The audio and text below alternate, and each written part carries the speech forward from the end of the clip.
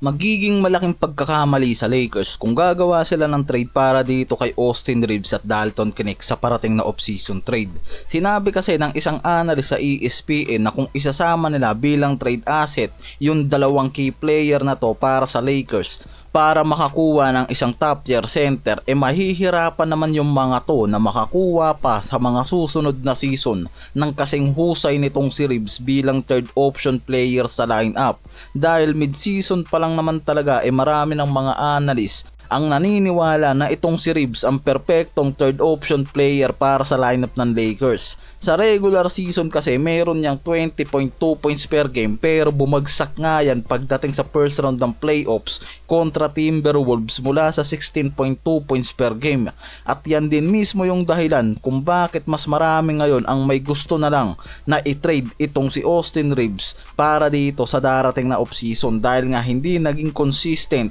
ang averaging points nito and style niya pagdating sa pagpasok ng playoffs. At dahil under market na rin ang contract ni Reeves ngayon sa Lakers na nasa bandang 14 million a year,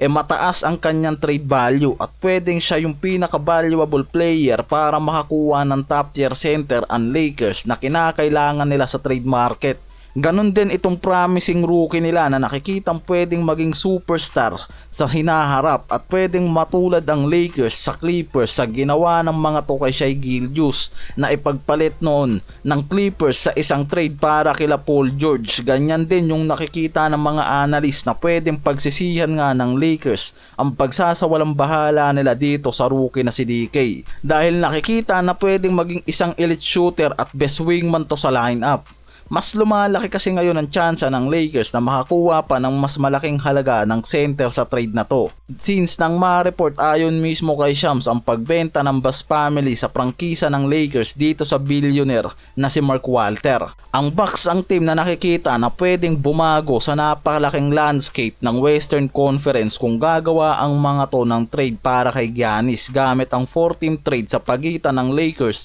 Golden State Warriors, Dallas Mavericks. Ayon mismo to sa ESPN analyst na si Mark Ram na nagpaliwanag ng isang ideal 4-team trade na pwedeng mangyari sa off-season na to, na pwede nga raw isagawa lalo ngayon sa paglawak ng kakayahan ng Lakers para gumawa ng isang matinding trade kung kikilos ang bagong owner nitong si Mark Walter. Sinabi ng analyst na to kung paano pwedeng matuloy ang trade na to para kay Giannis na makakatulong sa apat na team na to masolusyonan ang problema nila pagdating sa rebuilding ng roster sa susunod na season. Dahil kung sakali lang naman na matuloy yung 4-team trade na to mga pare ko, magiging isa to sa pinaka-blockbuster na trade na mangyayari sa history ng NBA. Pero nakikita kasi na pwedeng hindi maging perfect ang trade naman na to para sa Lakers, dahil kakailanganin pa nilang maghanap ng secondary ball handler at third option player, scorer at offensive creator, dahil sa trade na to kakailanganin ng Lakers na ibigay